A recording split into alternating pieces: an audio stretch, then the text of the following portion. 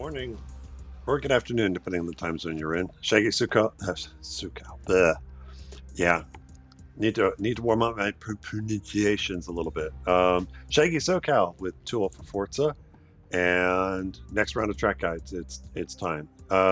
Interesting night of racing. I think generally some good racing this Alpha. The first two tracks, definitely did not have flawless races myself, but I think Mugello was not kind to most of us at some point. But be that as it may, new week, new tracks, new track guides. So for rounds 3 and 4, we're going to be at Laguna Seca-Short and Grand Oak National Reverse. I want to say I have to go look at the list again. Um, but we'll start here at Laguna Seca because I think this one is going to be the more treacherous one of the two, and not just because of the corkscrew, but like any track guide, I'm going to go out, run a few outlaps just to kind of refresh my brain a little bit.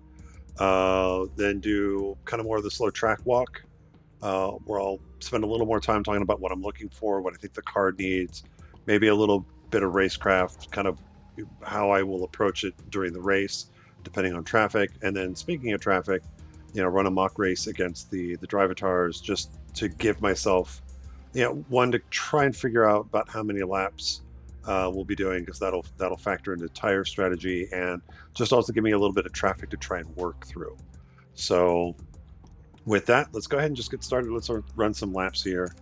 I'm in the Alpha with the regular, medium at 50% fuel. That's good for what I need to do. Let's go ahead and start the race.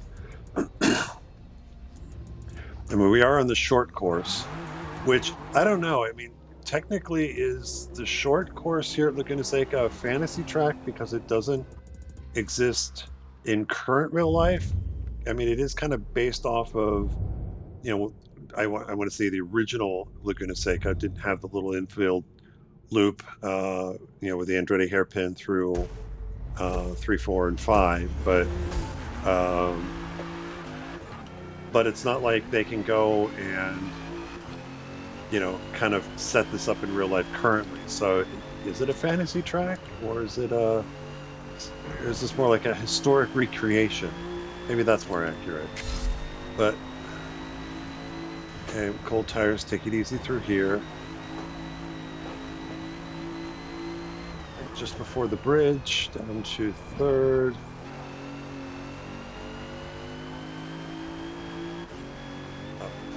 Up the hill to the corkscrew.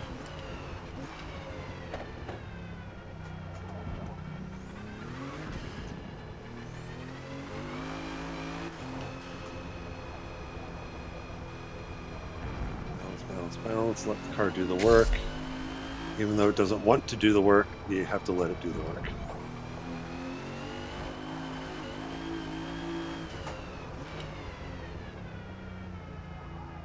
Okay, tires should be up to temp or up to full grip. So let's see what we can do here. So I'll put it in fifth. Brake right at the transition. I think the turn in for that turn one is a little bit later than you think it should be. A little bit early turn in there, so I still got to work on that.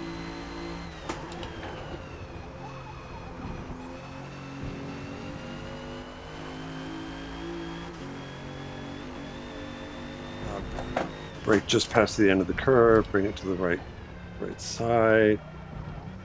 Gentle on the throttle, get the car straight, and then slowly roll back in. Short shift, let off just past the bridge. Maybe give it a little brake, depending on what the front decides it wants to do. Brake just as you get to the curving there. Brake just at the start of the curving here. Maybe on the softer tires, I can brake towards the 3 board more. We'll do one more, and then we'll do the track walk.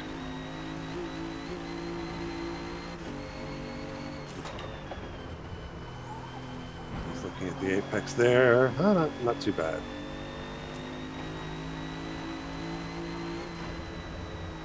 Almost hit the wall.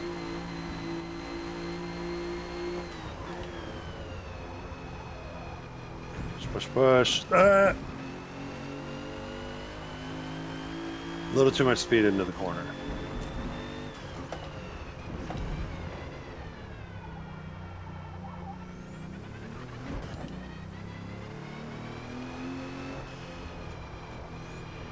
Your feet on the pedals, balance the car. A little too far to the inside. That yellow curb is deadly. All the yellow curbs here are deadly.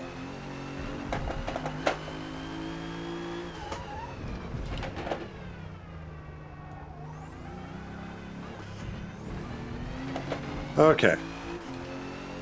So let's do the track walk here. Heading down the front straightaway.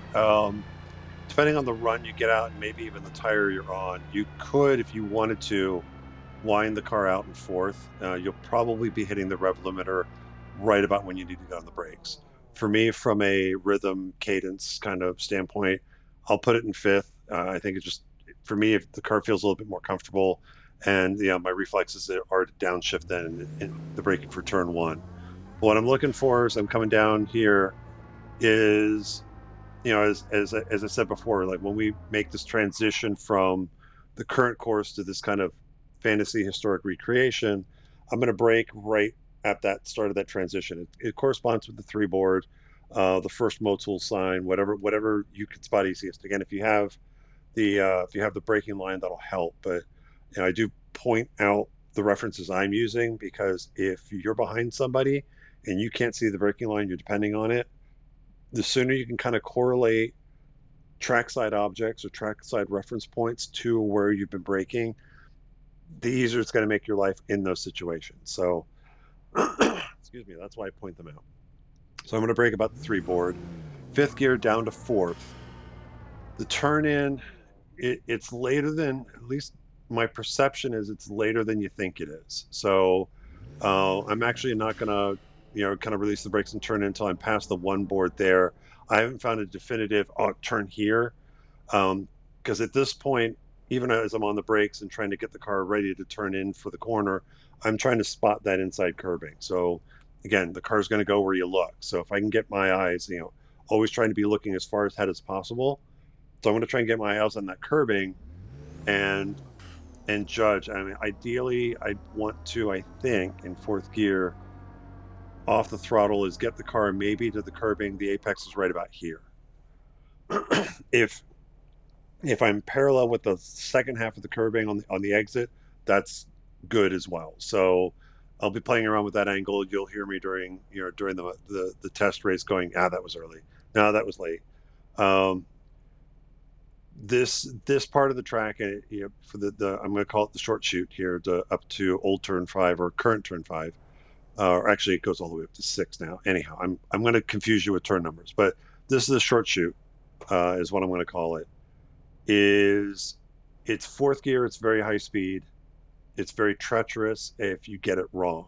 So this would be a corner, like as I kind of break down this from a racecraft standpoint, this is not a corner I would try to force an inside pass on going in, just because it is a higher speed corner and it's really easy to make a mistake. It's really easy to get caught up in it or push somebody wide or be pushed wide, or in trying to make the pass go wide yourself. So generally, I would use the exit of this corner to try and set up a run. This is a fairly long straight up to the next braking zone. I would try to set up a run and try to get the timing to maybe where I can get side by side up at the top of the hill here. I guess it's turn six on the normal course. Maybe to try and put it past there, where it's a little bit more of a slower corner. But the exit here is I'm, fourth gear coming out. I'm going to let the car drift out. I'm going to use as much of the exit as possible. I think back in the touring cars, I'm like, oh yeah, you can go out, you can cross over the white line there and like that. And I would say, don't. I would say try and get out as far as you can. Maybe get your right side tires on it, just because you don't want to be so far across it that you can get track limit violations, especially if you drop tires in the dirt right before it. But this wall comes back across to the line very quickly. And it's one of those, again, you're carrying so much speed, it's very easy to go wide, get off, and then hit that wall and ricochet back across the track. So If you want to use the exit and get to the line, I would say this is probably about as far over the line as I would feel comfortable getting lap over lap. Certainly, if I would probably be a little more neat and tidy, and probably be more like here, ideally. We'll see how I do. I mean, this is why I have to practice. Um, Coming up the hill, if you get it right, you can. If you want to try and treat this inside curbing as another apex and just kind of come across a little bit and then let the car drift back out, you can. I would just say this curbing is hellaciously dangerous. So again, if you're going to time it, if you time a run out of the previous corner of turn one, and you're coming alongside at this point, be very careful about getting tires on that curbing. I'd even say even crossing over trying to straddle it is dangerous. It is high enough it'll upset the car.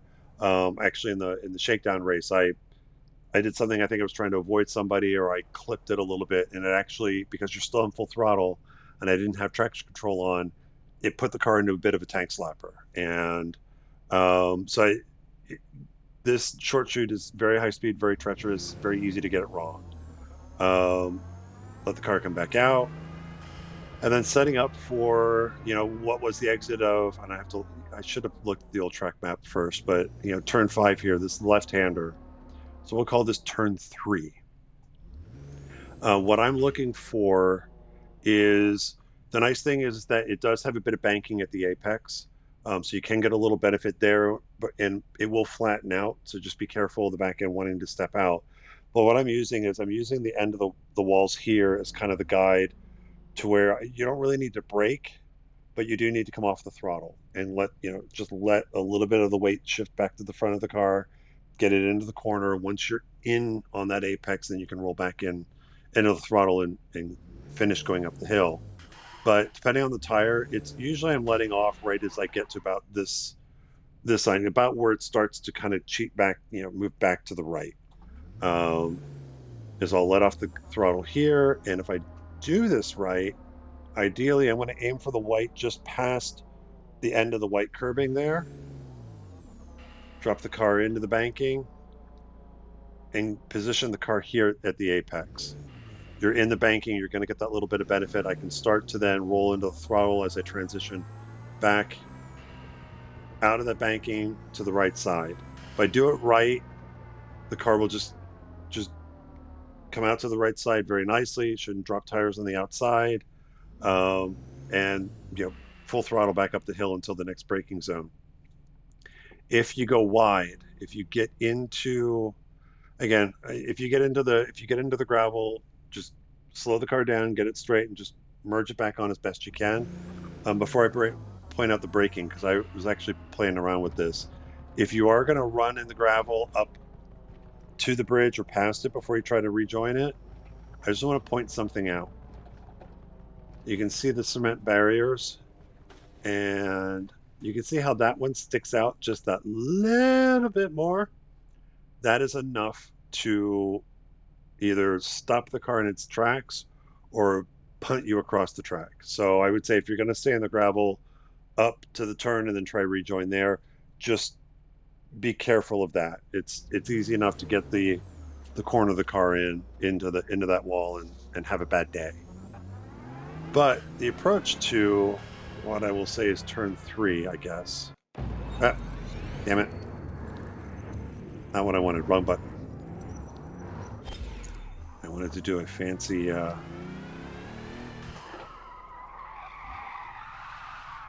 going to do a little fancy drift turn. So again, you're going to be fourth gear. I believe fourth gear at this point. I don't think it's long enough that you'll hit fifth. Braking for this next turn is just before before the bridge, and I played around the different tires, and I think for me at least consistently, I'm going to be braking before the bridge. Maybe on the softs I can brake a little bit closer to it, but the main thing I'm looking for as I'm approaching this bridge is I'm trying to spot. You can see the curbing gets discolored where you could say like it's had repeated tires kind of running across it. To me, that's my reference point. So I'm braking just as I get to that, especially on the hard tires. Brake, brake, brake down to third gear. want to get my eyes looking to the inside so I can spot the inside curbing and that yellow curbing as soon as possible. If I do it right, I'm going to be releasing the brakes just as about to get to the one board or the end of the curbing, the end of the red and white portion of the curbing here to turn the car in. Still third gear, not on the throttle, trying to get to the curbing, trying to get as close to the red and white curbing as I can without hitting the yellow curbing. Again, deadly, deadly, deadly. Out of the corner, roll back into the throttle. Ideally, I want to try and keep it neat and tidy and not get tires onto this curbing. Um, if you find, if on the exit, if you've carried too much speed in and the car's pushing wide and you can cross over this curbing and just get your right sides onto onto the green pavement there. Just if you do that, just try and merge the car back onto the track as quickly as you can. You might ease off the throttle a little bit just to help with the torque on the rear tires, because this little patch runs up pretty quick as you get up the hill. So the sooner you can get the car back over, the better. If you do find yourself out way in the gravel, I would say just get the car sorted and just go up the hill in the gravel, because you'll notice as I bring the car back up and bring it back to the left side, that gravel kind of turns into kind of rough pavement right about here. And once you're on that, you can then it's a little bit easier to get the car back up to speed and merge back over. Plus, moving back onto the circuit is not really on the racing line, so it's a safer way to rejoin. But let me back up here a little bit more. But we've had a good corner exit. I'm gonna bring the car back over to the left side here, and usually I'm gonna probably just get my tires on the curbing here a little bit. Braking for the corkscrew is, at least for me, way earlier in this car than most of the other cars we've raced here in the past. I'm actually using this white line here right to the left. That's my braking reference. If that's what I'm aiming for, but I also know it's just past the end of the curbing. In other Laguna Seca videos, I've talked about, like, well, let me talk about what I'm going to probably be doing more often than not. Brake, brake, brake, brake as I head up the hill. As I crest the hill, enter the corkscrew, I'm going to want the car on the right side. This is where I've seen two different approaches to the corkscrew. One is about what I'm about to show you, which is where you line the car up parallel on the right side, and then when I get to the one board towards the end of the red and white curbing, is where I'll release and then turn the car in and get it into the corkscrew. One of the other ways is, and it'll probably take me a bit laps to try and do it. I've tried to do it once or twice, and I'm just not as comfortable with this car, which is where you're actually braking towards the first apex of the corkscrew to then let off and then drop the car into the corkscrew. I just think for the way the back of this car handles weight transfers from one side to the other, I'm not sure that the other way that I'm not going to be showing right now is better for it. But again, your mileage may vary, your experience may vary. But let's talk about what I'm going to try and do. Brake, brake, brake, down to second gear, get about to the end of the curbing, and then turn the car in. Now, because I'm a little bit wider out as I'm turning in, I'll get the car here, and I don't get my eyes up often enough to keep track of this. But what I'm trying to do is, when I'm at this point, I'm trying to aim. You can see the light pole that's kind of straight ahead as again, Forza physics. It's like I'm in the banking, but it's like, nope, we're going to just slowly rotate the car to the right. Stop it. Thank you. It's what happens when you get tires on the curb and you stop the car. So I'm not quite at the same angle, but you can see the light pole that's kind of straight ahead of the car. If I get my eyes up enough, I'm probably going to try and center the car up on the tree just to the right of that pole. Because that, I think, at this point, I'm in the first part, I'm going to get the car to the center. And I think this is why I like the wider entry, is when you hit the first apex here for the corkscrew, you'll have that moment where you'll straighten the wheel out and you kind of give the back of the car that weight transfer. You're not going from well, in this case, you're not going from complete one side and snapping it over to the other pretty quickly. You give the back of the car just that moment to kind of center up and then transfer to the other side as you go into as you exit the corkscrew. But I'm trying to line up on that tree there because I think if you do, as you straighten the wheel and you start to turn in, I'm right on the I'm right on the inside apex for the exit of the corkscrew, or for the other part of it. So again, second gear, I can get here, slowly roll back into the throttle, short shift to third on the way out. And I think the braking line kind of says, hey, you should go all the way to the left and then bring the car back across. Again, with this car, with the way the back end is, I'm more often than not, I'm going to try and late apex the corkscrew so that at worst I'm mid track at this point. If I can actually be a little bit more to the right side, that's fine. Because ultimately, what I want to do is I want to give the car a moment to kind of get settled before I try to arc it in for Rainer curve, I believe, or Rainy curve. I think it'll tell me here in a second. So I'll bring the car back across. So it's third gear. As soon as I come out from under the bridge, and this is the other thing, I'm trying to find reference points. I was trying to use the curbing, thinking that was the turning point. That's actually a little bit too late. At least for me, it's too late. So for me, it's that right as I come out from under the bridge, and it's also I think I'm upshifting to third or fourth at that point. I'll have to again. A lot of times I'm not consciously paying attention to what gear I'm in. It's just kind of the rhythm of what I do over the lap. But turn in will start about here, and you can kind of see the line of the tire tracks. That's the kind of the line I want to follow in. But this is all about balancing. This first part, when you first do the turn in, you're getting no help. There's no banking help. You're not really loading the car laterally. You're not putting a lot of weight on the right side of the car yet. So the entry to this curve, the car's going to feel like it's floating a little bit. It's really not going to grip up until you're almost at the inside curbing. So just be ready for that. It'll finally grip up about here, and if I do it right, I'll just get to the inside here. Personally, I don't really want to get on the inside curbing if I can help it. More often than not, I'll probably carry too much speed, or I'll turn in late and I'll be way off that curbing. And certainly do not get on the bread loaf, the yellow bread loaf curbing. I think Fusion found that out on the shakedown. The exit, again, it flattens out, so just be careful how this is the other one that might catch you out. Again, you're still turning at this point as the car's coming out of the corner, and it's flattening out, so you're losing banking help to get the car through the corner, and you're still probably going to have a little bit of load, on the right side of the car because you want to start bringing it back left, to set up for the next corner. It's very easy to drop a tire on the outside curbing here, and if you're not running traction control, it will probably pitch the car. You'll feel the back end step out and it pitches you to the left side. Um, so just be mindful of your throttle and where the weight of the car is as you get to this outside curbing, especially if you're going to put tires on it.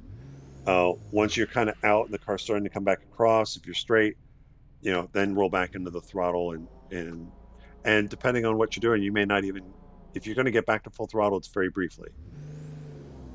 Setting up here, I'm going to bring the car out to the left side, not going to get on the curb, and I'm going to brake right about the two board, maybe a little before it, depending on the tire. Because this is another one where it's like the car for me just doesn't feel like it. It's like, no, I don't want to turn. And but for me, third gear, get the car slowed down, release the brakes just past the one, the multiple board there, try to get the car down to the curbing, maybe a little bit on it, stay off the bread loaf, and similar to the other one, roll back into the throttle. At least on my opening laps, you probably saw as I'm coming out of this corner, it does flatten out. I still have some steering in, and I'm trying to get back to full throttle. The back tire started to spin up, and the back end kicked out a little bit. So just know that's going to happen there. Bring the car back to the right side, and then for me, the braking really. old habit in other cars that stop better.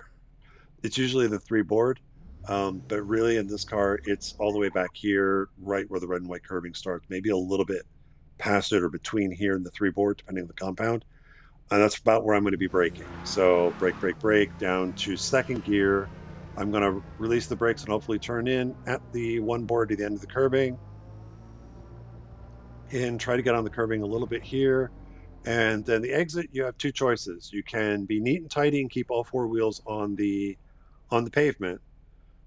If you find that you have overcooked it a little bit and you're pushing wide, if you're going to get on the curbing, I would just say just go ahead and straddle it. And then once, get your right sides on the green, pavement here, and I would just straddle this curbing all the way out. And once it ends, you can just bring the car back across. So there's no track limit issue there. And that's Laguna Seca, Laguna Seca-Short. Very, very fast lap. I think what minute? Well, I did minute 6 on the mediums. So that's the track walk portion. So let's go ahead and set up for the mock race and figure out what the race length approximately will be. Figure out maybe what I want to try in tire strategy, and see what happens. So advanced setup. Yes, we'll do the Alpha. All right, let's load. Load saved options. Do I have? Yep, good.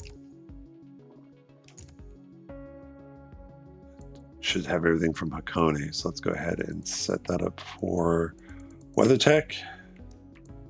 Short circuit. I don't think we're doing 26. It could be. It's going to be very close to that. So what did I document down here? Oh yeah, no, 26 laps. So we'll do 26. It might be, well, we'll check the time at the end. Starting time of day random, that's fine. Rolling 4x, 20% rubbering in, random, though I'm not running in rain. But 23, that's all good there. And we're all doing a half-second delay. I'm going to be racing against touring cars and starting at the back. Wait. No, here. Standing grid ordering PI. Ascending grid order, no. We'll have to delay per car. We are doing 5x. I got that. Yep. Sport rules. And 2 car groups. And still 1 mandatory pit stop. All right. Let's see what we get here for the weather. Looks like it's foggy. Which actually is not totally out of the realm of possibility at Laguna. I think they've had race weekends where morning sessions have been canceled because of fog. Now we're only on thin haze, so still, that should be pretty good. 10 a.m. start, so no worry about sun in the eyes. All right, so before we get into it, let's talk about tire wear. And so for Laguna Seca, when I did tire testing on the controller, soft, medium, hard, 60% wear hit on laps 7, 10, and 13. And I will say the hard tire fully got through to that 10th lap, before it hit 60%. So it was like it turned to 60 like right as I was turning on the front straightaway. For mediums and softs, as you go to the softer compounds, that upper limit as far as wear on moderate, where the tires at the end of the lap, were pretty high, 68.9 at the end of lap 7. Then lap 10, it was 65.9 on the mediums. So, again, your mileage may vary. Wheel users, we might be able to get a little bit better life out of it than you can on the controller.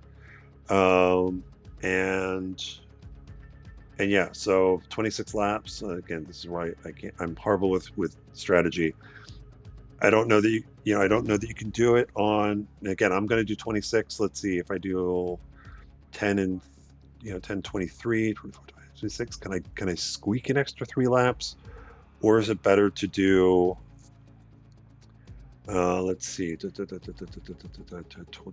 that'd be 30. That's way more than I need. But 13 and 14 is 27, right? Yes. Yes. Again, I can't do math. This is why I'm not a race strategist. So I think on I'm going to probably just run a two-stopper and I'll do a set, do a stint on the hard tires. Then I'll do 7 laps on the soft, see where they're at, and then just finish. Then do the last 6 on you know, and do 2 stints on the soft, and just put 6 laps on the very end of the race. We'll just see how we do. Okay, so let's set up for that. Fuel and tire. We are going to go hard compound, and we can take some fuel out.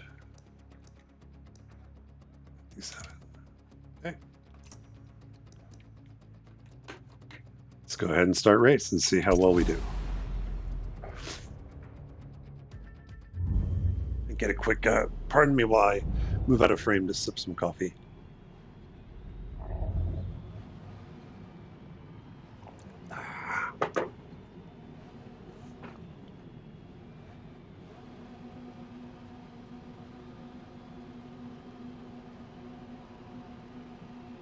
Oh, that's the other thing I forgot to do, because I wanted to see how it goes.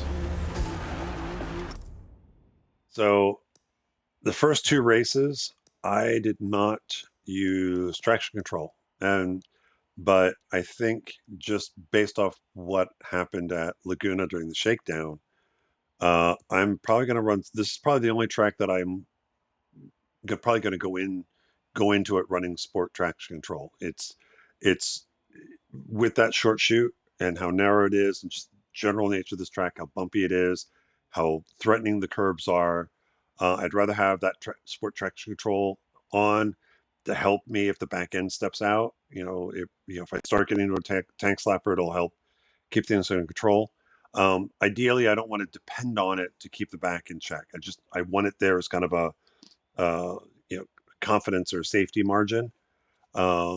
But I'm still going to try to drive smooth enough where the TCS should kick in very little. If I do it right, it should kick in very little, but or only kick in when it has to. So let's go ahead and set that. Now we'll go.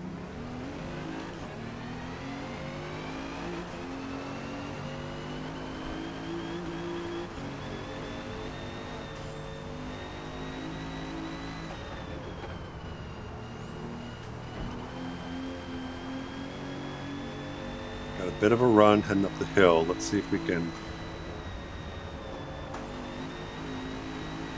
Somebody's already off.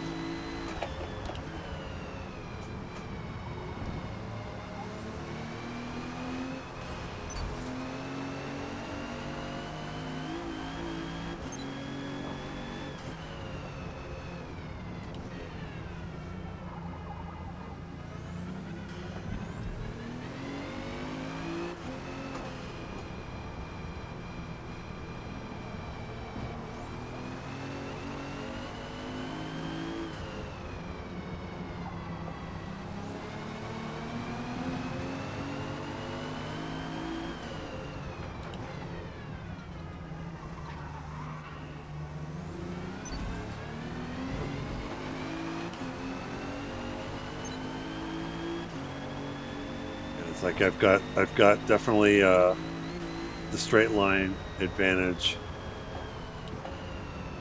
but they're going to have the hand, especially the further up the field I get. Again, didn't want to force that. I didn't want to force the pass into one, but then I caught him a little quicker than I was expecting for in the short chute there. Wow, they are just having problems navigating that corner. Excuse me, pardon me.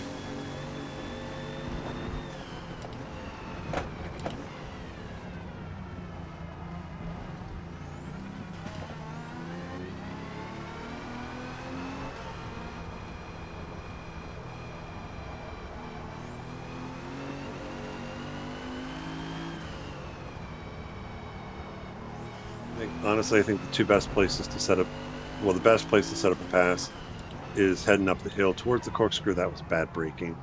Again, I can't talk and drive at the same time. The corkscrew, maybe. Certainly heading down to the last corner is a possibility if the car in front of you gets wrong and you get a bit of a run.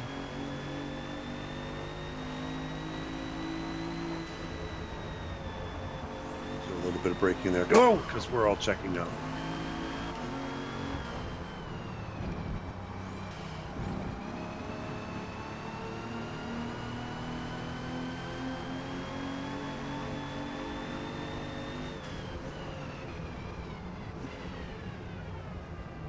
A little bit of room because I don't know how the drivatars will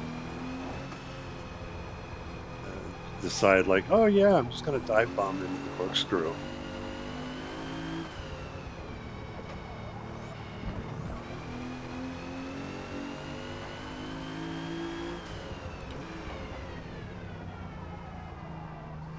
Push, push, push, push.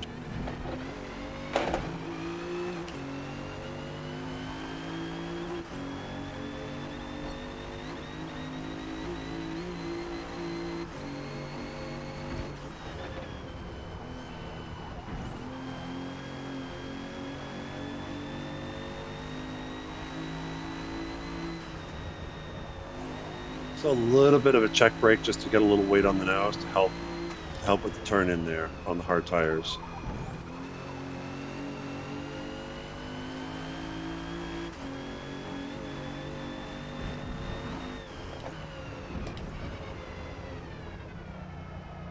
A little bit late.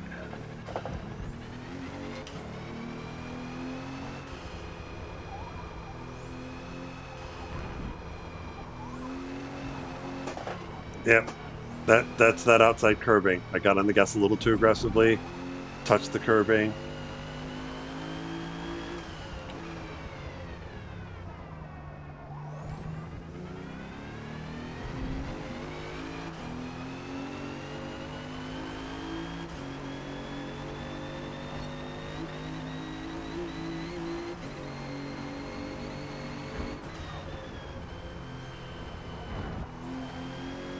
Oh, that one I think was a little early.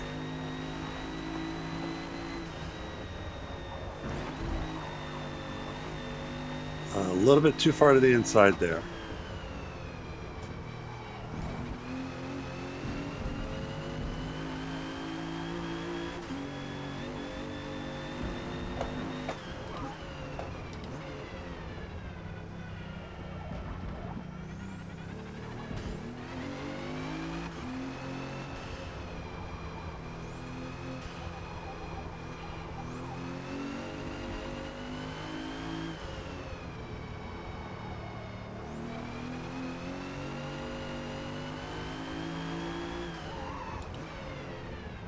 The rears a little bit.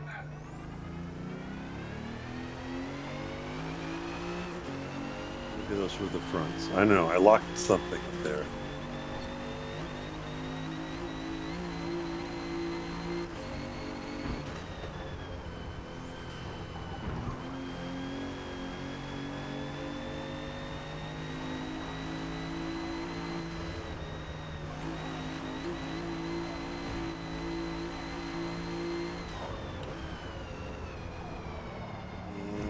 Didn't get that right.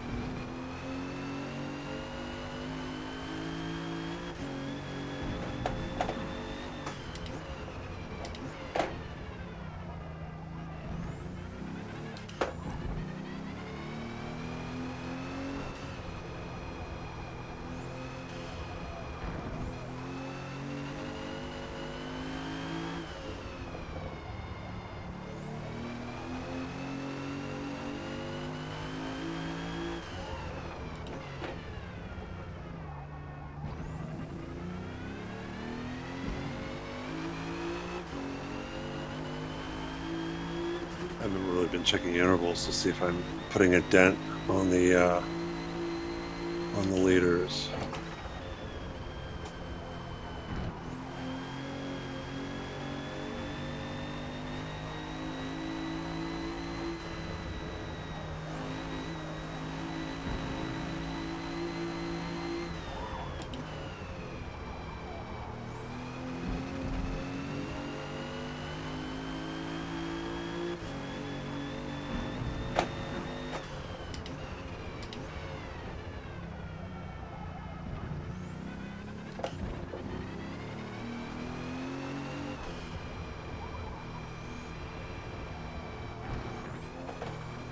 Yeah, that's that inside curbing.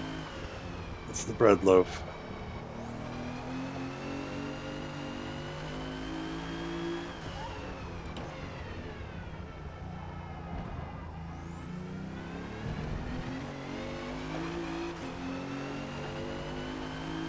They're slowly pulling away.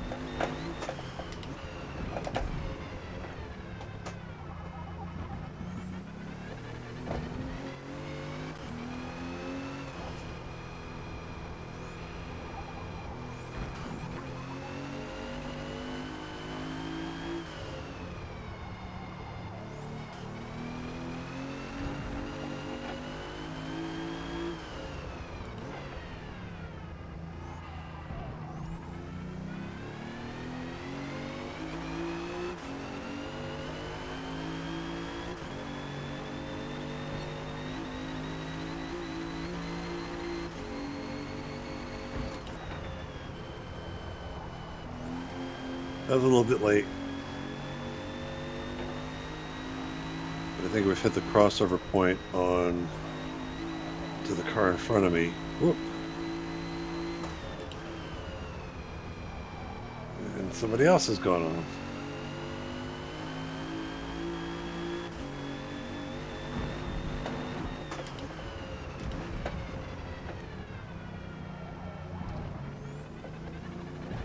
You can even short shift, as you enter the corkscrew. You don't have to wait until you get out of it.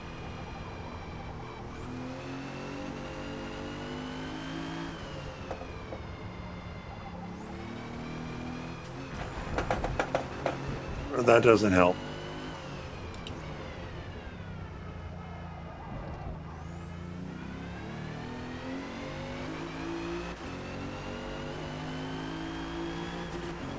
We'll talk about pit lane exit here in a minute, because that's going to be fun.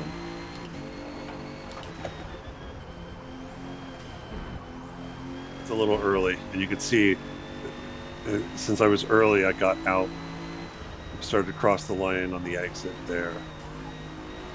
Ooh, yeah.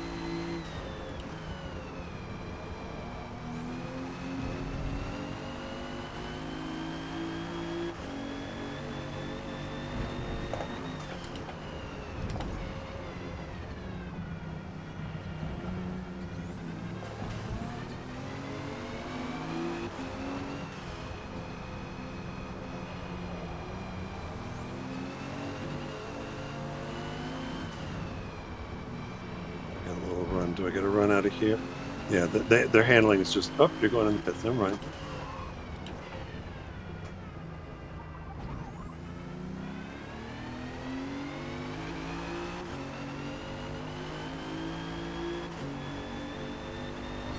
Yeah, my guess is they were probably running mediums.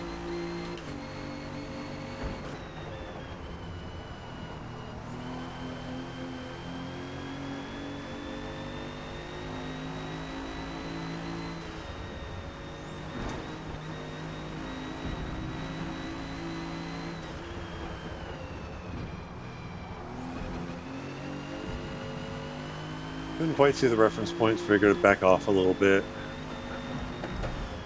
Wow, that's a big run. Yeah, tires probably getting worn on the car in front of me, though I'm pretty close to pitting myself, I think. Do a tire check on the front straightaway because I haven't been paying attention to the little notices. And that's late.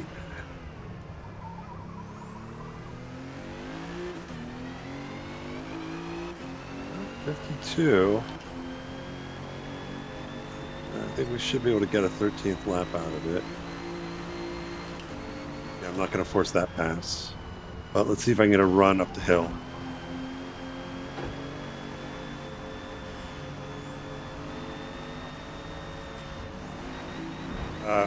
Nope, too early on the turn in.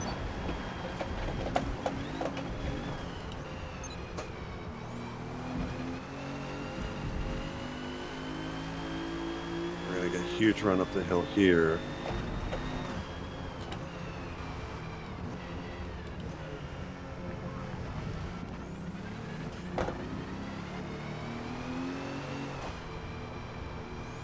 Guess is, are you going to go in and pit this time? Should I? You know what? If I can run an extra lap.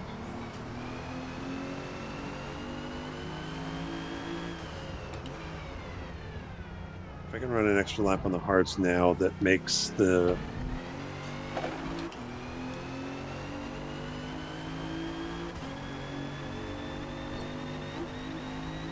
have to do 14. No, it was 13, 7, and 6. So, right? 13, 7, and 6? Yeah. So, if I can do 14, I can do 6 and 6, then...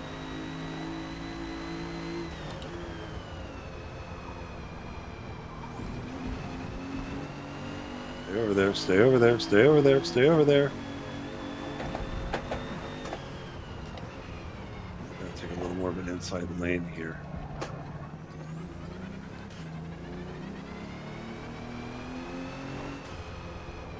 Oh, yeah. There's moderate. All right. Good. So maybe I got an extra lap out of it. Good. Okay, where does the catch? Oh, good. So you don't have to worry about trying to brake for that corner. So we'll go soft tires and skip. So pit exit, unlike the full course that they've now updated it so it uses the full proper pit lane and through the Andretti hairpin. And this one kind of does what the pit lane, the pit exit did at launch. It's just kind of spit you out right before the crest of the hill going down into turn one. So I would say just do your best to keep the car to the left until you crest the hill, and then maybe bring it across here.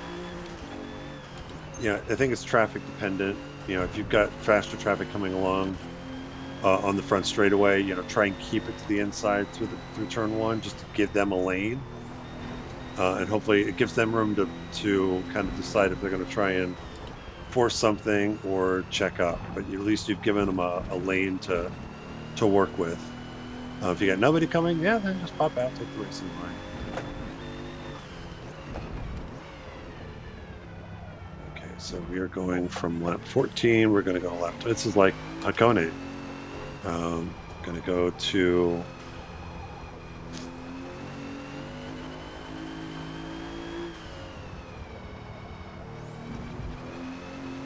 Run this set until lap 20, and then that's not a good way to take that corner there, sir. Bobo.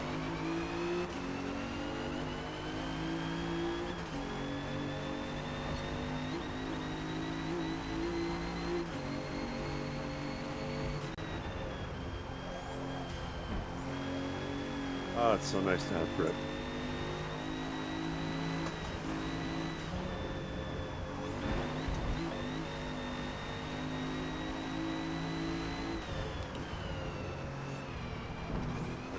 So yeah, I can brake a little bit. I can brake a little bit later there than I could on the hards.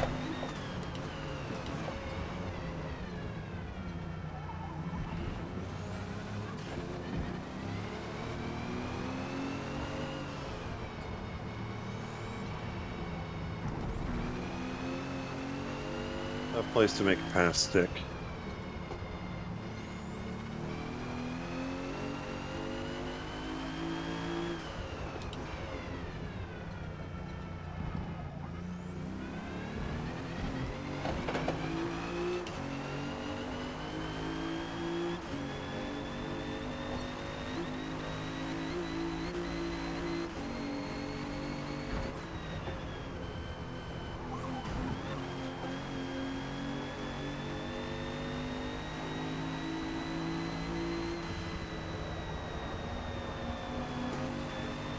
What?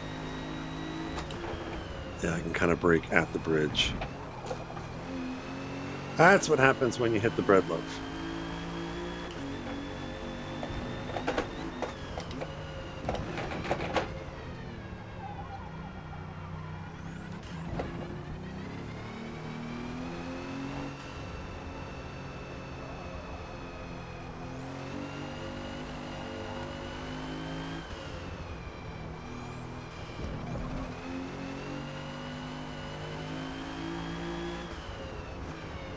The question is how many? Well, there's Bastic's the first one to blink there. It's kind of like, yeah, I'm up in second. I'm only a couple seconds behind the leader. It's just scratching my head on how many of the cars, how many are actually going to be able to are going to do this on one stop, and how many are going to make two.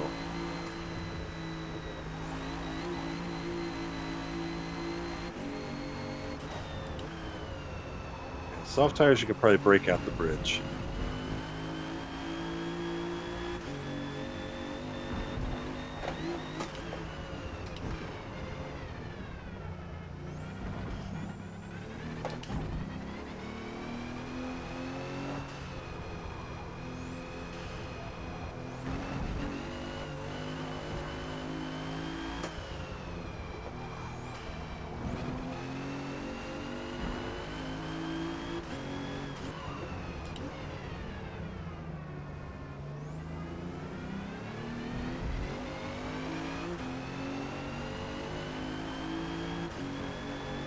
So here's another one. I know I've got a big run. I'm not going to try and force anything here. Just back off. Let the snake by here. He's going to move across. A little bit of a brake to help hold the inside since there was a car out to my right.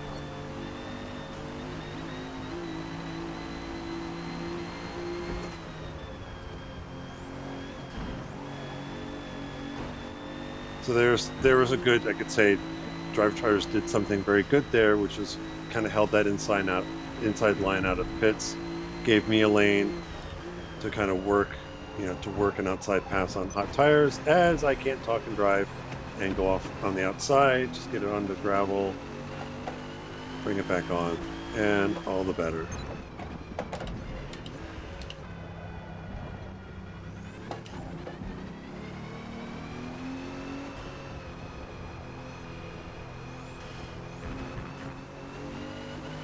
Minor. Oh, we're pitting.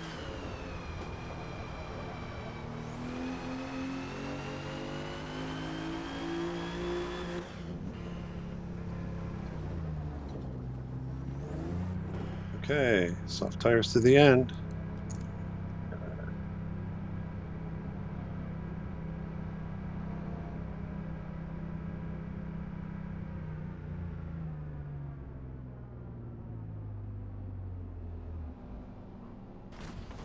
Where's the sense of urgency pulling into the pit box?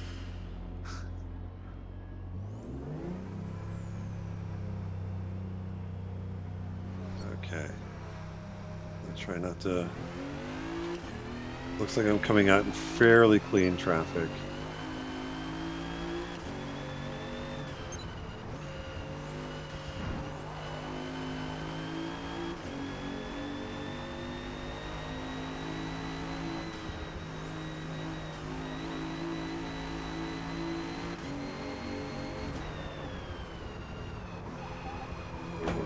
Come on, Matt. Cold tires. And off we go again. Sorry to whoever set those signs back up.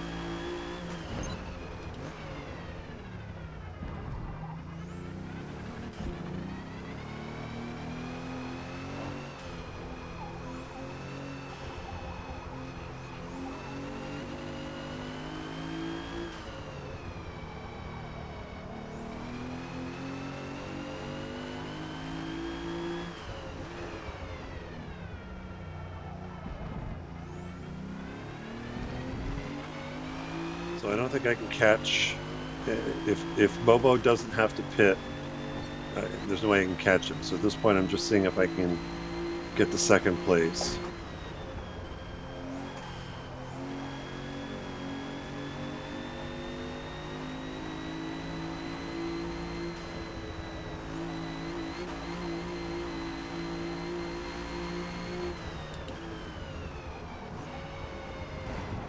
Okay, and I'm just totally I can't get the car slowed down to save my life there now. I'm probably just pushing too much.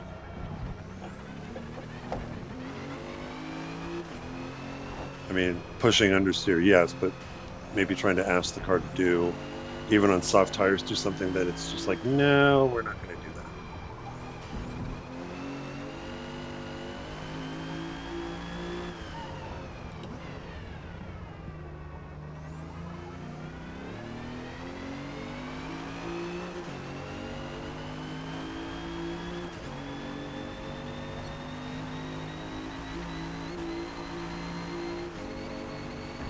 See if we can set something up the hill here.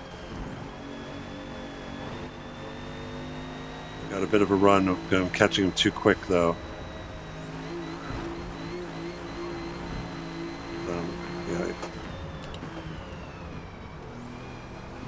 It's like ideally that massive run that I had on him like this, which then I miss a shift.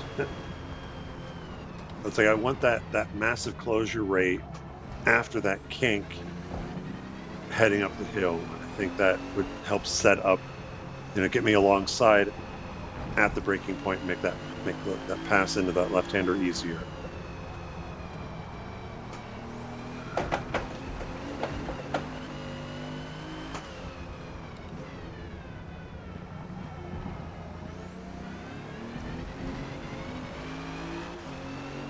All right, so we're gonna try and time this again. Though I'm probably going to be a lot closer. So this, I'm not going to force a pass here. See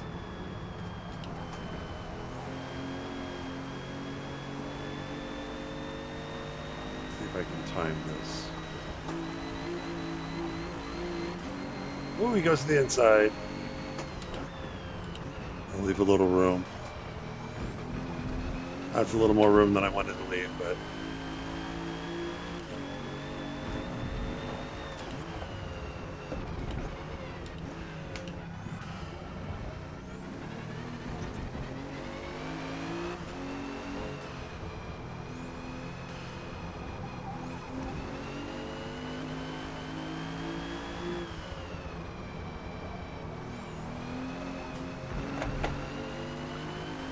Telling you, I'm gonna put tires on that curbing at the wrong time with too much throttle and put the car sideways.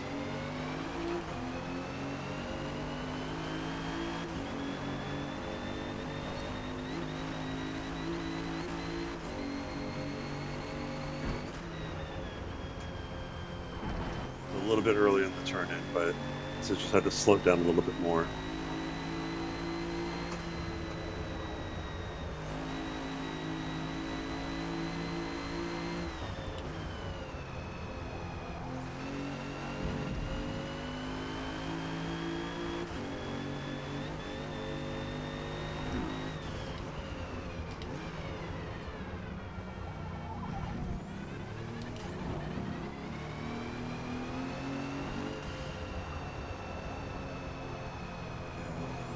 Out of the groove a little bit. Careful.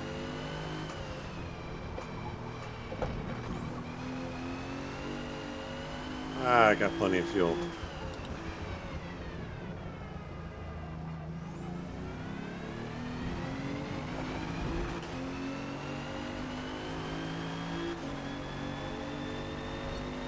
One more lap. Copy that.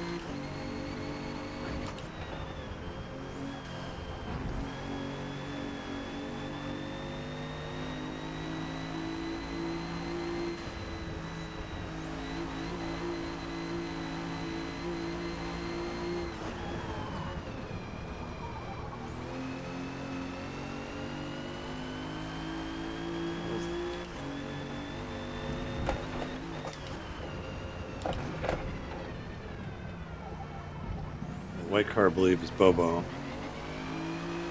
But yeah, just not enough laps to run him down.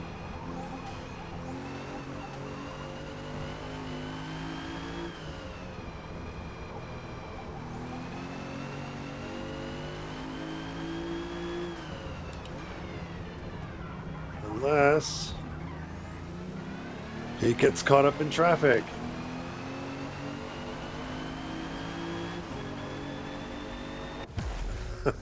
That was unexpected, but I'll take it.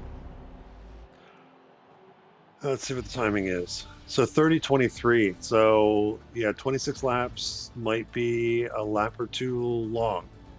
So maybe 25 for the race, which still I think it's even if like what I did 14, 14 on there. It's probably still I'd say one stop is going to be tough. It's a high deg track. This is, I think, historically, I think the scan they did Laguna was before they did the latest repave. So I think it's still kind of the old, surface that was a little bit more abrasive. But yeah, 25 laps. But that's Laguna Seca-Short in this Alfa Romeo Giulia. And again, for me, I think this is the one circuit on this for this season where I'm going to be like, yeah, I'd say traction control is probably advisable. I just think this circuit is treacherous enough on its own to warrant it. The other ones, I think that's still optional based on driver preference, but this one I would recommend TCS. So with that, I'm going to take a small break and then come back and do the track guide for Grand Oak, and then enjoy the rest of my weekend. So hope you're having a good day. Happy racing.